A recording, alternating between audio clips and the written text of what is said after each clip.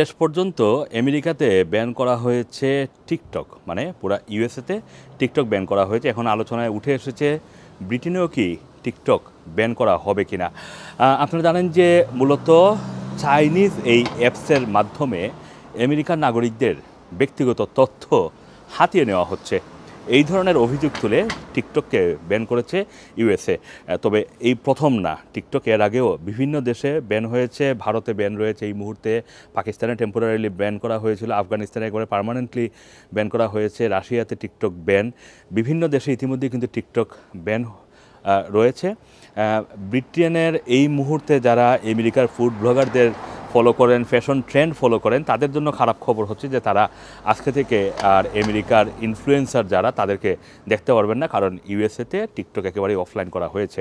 এদিকে ব্রিটেনেও কি আসলে এই ধরনের সিদ্ধান্ত নিতে যাচ্ছে কিনা, এটিও এখন আলোচনার মধ্যে উঠে এসেছে।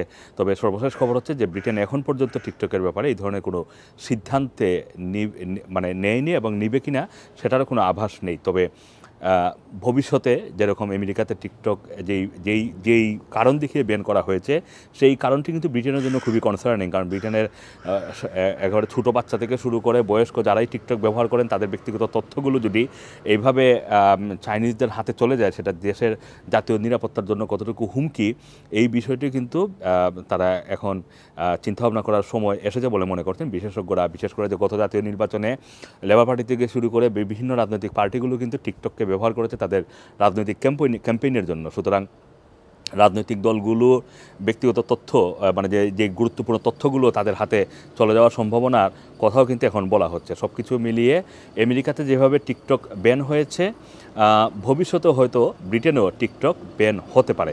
Assam Masum, Rana TV, London.